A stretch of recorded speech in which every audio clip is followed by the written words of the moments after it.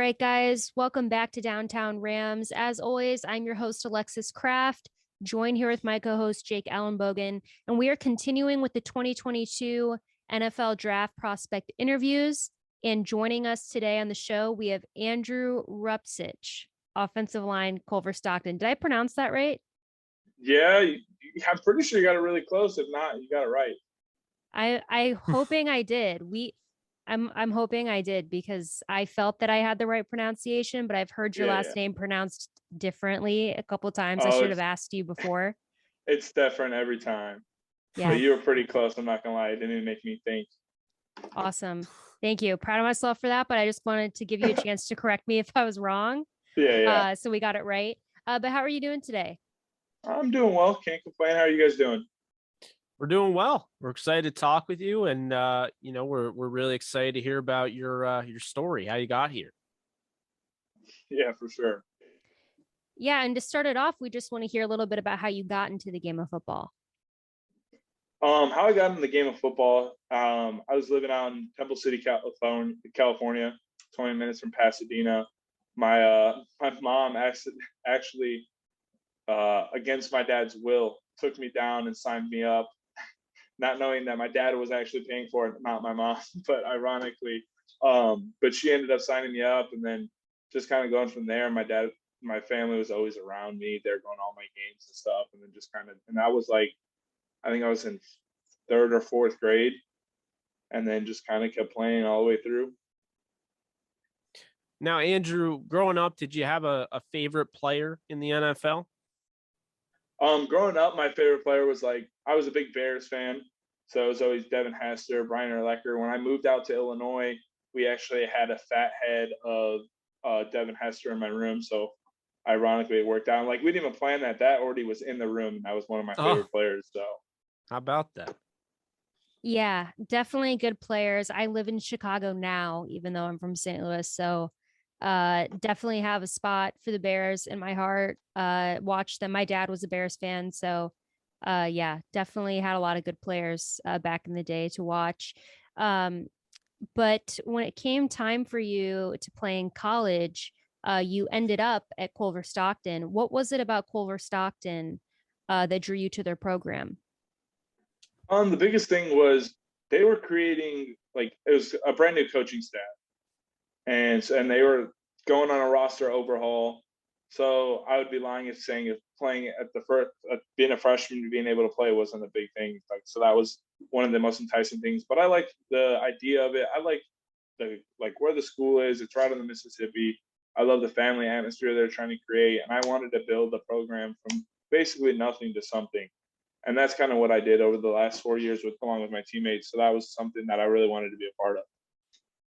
Yeah, those words, building a program from, something from nothing. I feel like that's something that, just like talent evaluators and executives. I mean, I feel like that's something that will help you, and I feel like that stands out to me. You didn't just go to, the big school, even if, whether you could, whether you couldn't, you didn't just go to the big school, and just that mindset, like, I want to build something here. I want to create something. How important is it for you to, basically be that guy that decide, I'm going to come here and I'm going to, really make the most of it and try to build a program instead of just jumping to something that was already established? Well, the biggest thing for me, pride wise, just coming in, not going from coming in my freshman year and everyone basically just talked down about the football team. The football team wasn't nothing until everything changing. It came around my junior, senior year, because I played a redshirt senior year as well, is when it started turning around from all negative aspects to positive impacts. And I know that me being here, I was well known. We always made jokes that I was the most known offensive lineman ever, in the NAI, just because of the fact that the accolades. But being able to be part of that, and that's just an amazing humbling experience, and giving back to this college. It's a great college, and being able to bring in bigger players due to the success that we built, the building blocks we created, and going forward was just amazing, because that's going to lead the team to be successful in the long run. And that's something I want to see.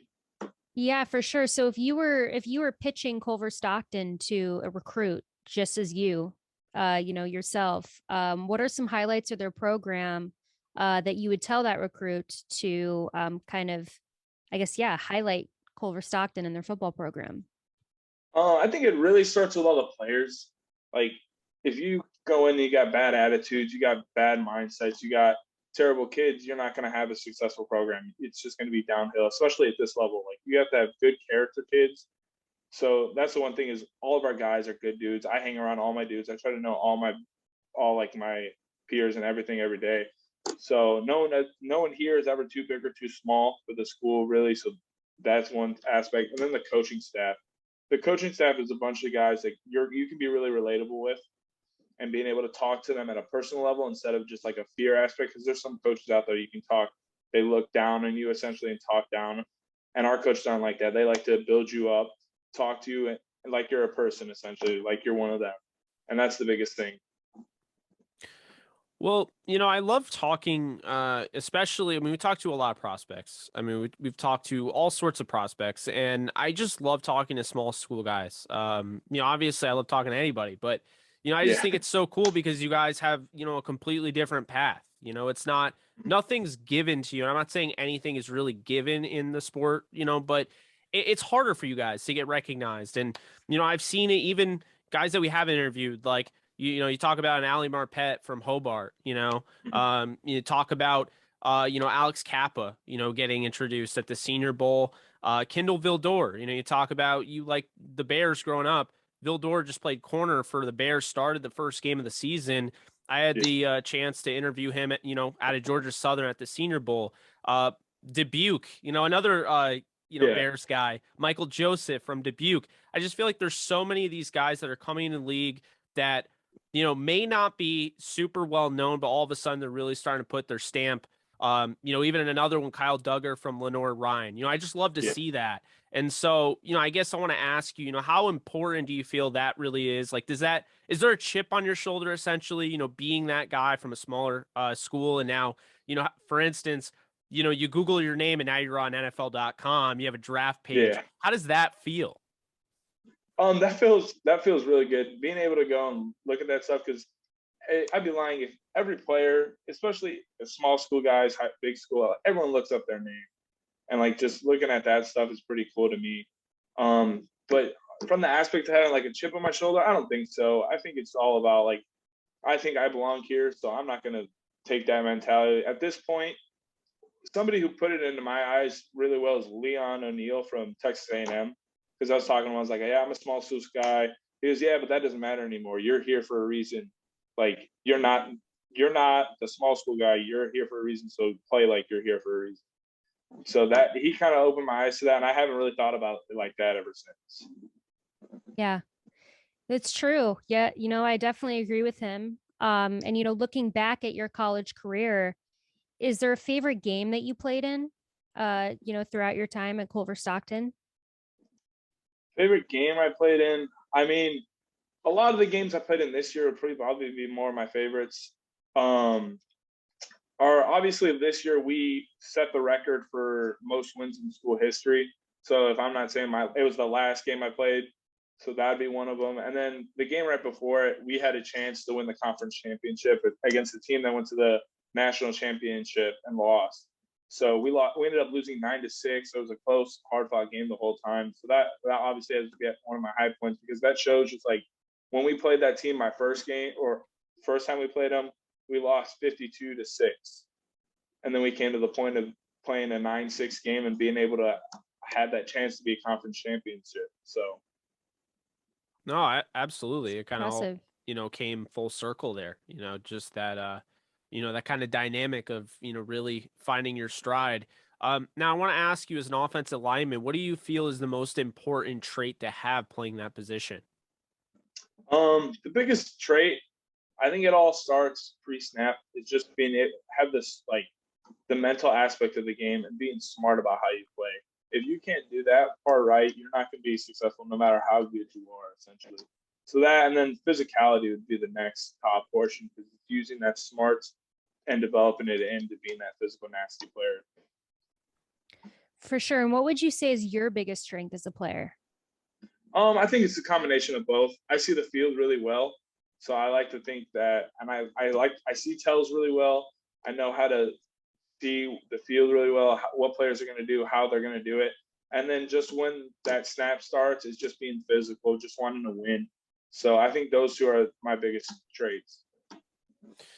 And now you talk about obviously the traits, the strengths. What is one area of your game you're trying to improve on? Going into the NFL draft. The biggest thing I've been trying to improve on is pad level has been the biggest thing. I've been trying to develop that through hip flexibility and stuff. We've been at Exos and we did a lot of hip flexibility stuff, just flexibility altogether. That helps with the pad level, and that's going to help me succeed a little more because they always say low man wins, and then I can use more of my the base of my body to help me. And this is just kind of a fun question we like to ask offensive linemen going into the NFL. Is there anyone in the NFL, like if you had to pick one guy to go up against, who would it be? One guy to go against. I'd have to think about it from two aspects of it. If I was playing tackle, I'd love to go against JJ Watt because that's someone I've watched growing up. So that'd be like a welcome to the NFL type of moment going against him.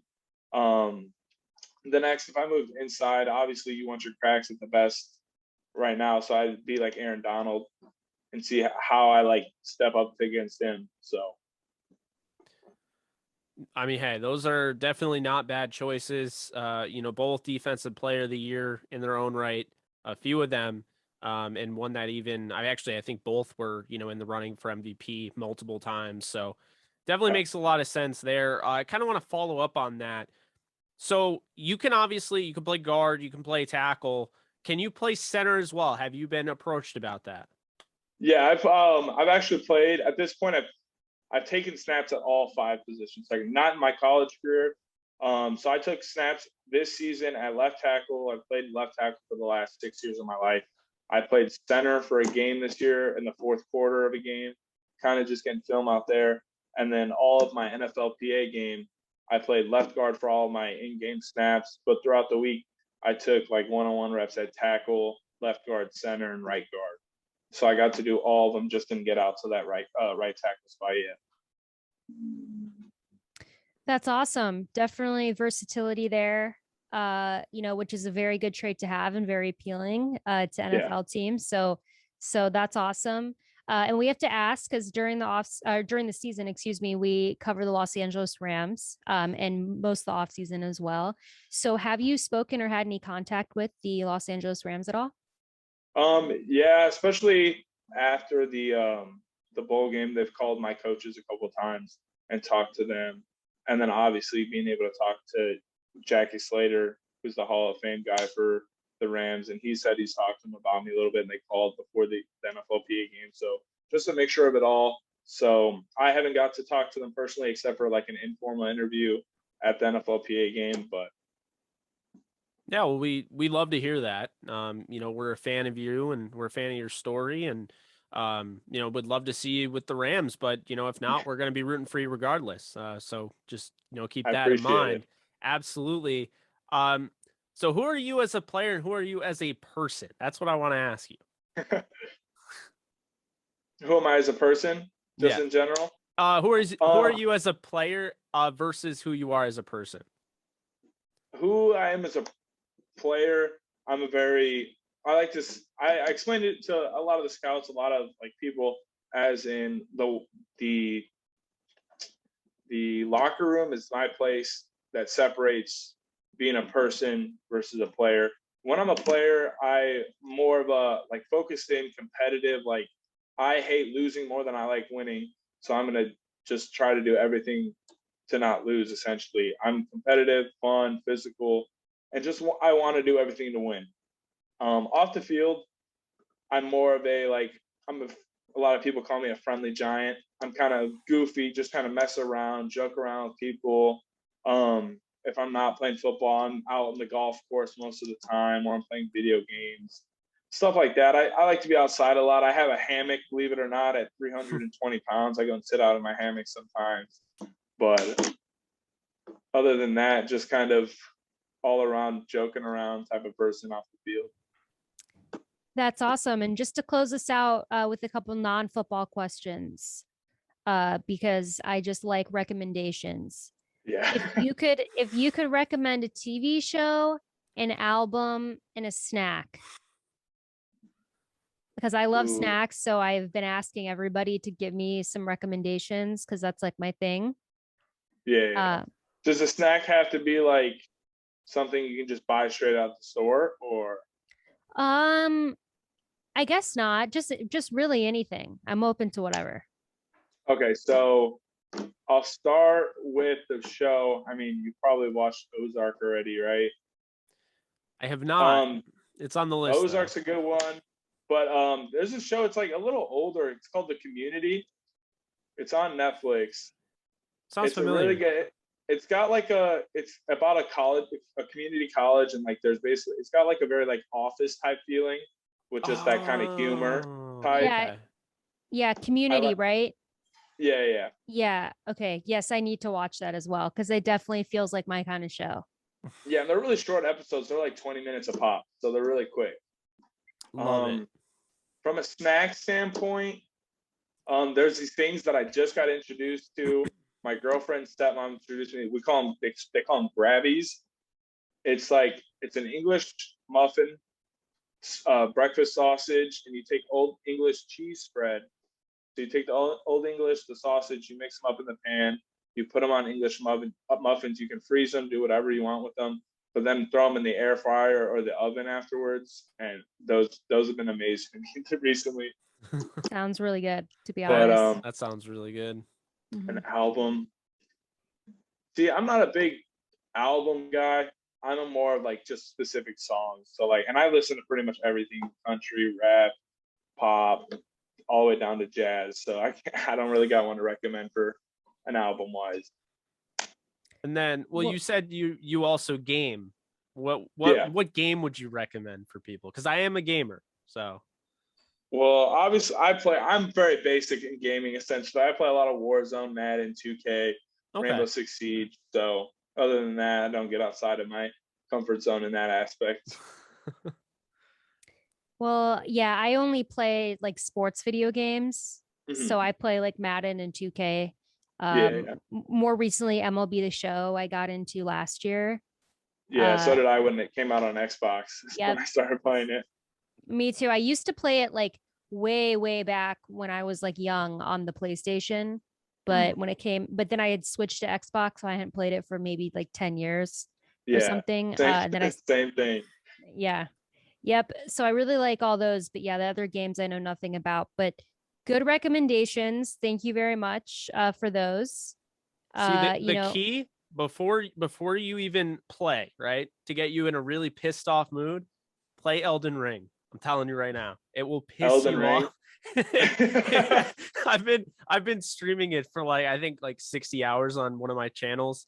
And Yeah, ask Alexis, I mean, like I've streamed a lot of it. Like I I am good, I'm bad, I'm terrible at it. Like there are just moments. yeah. It's a game you have to keep like going at.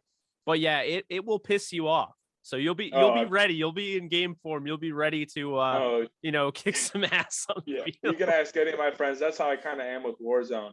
I'm Oh, either I am either too. I'm getting high high kills, I'm getting 12, 13, 14, 15 kills, or I'm coming out of there with 1, 2, 3 when we're done, and it's like I'll just get so mad. I just turn off the game half the time.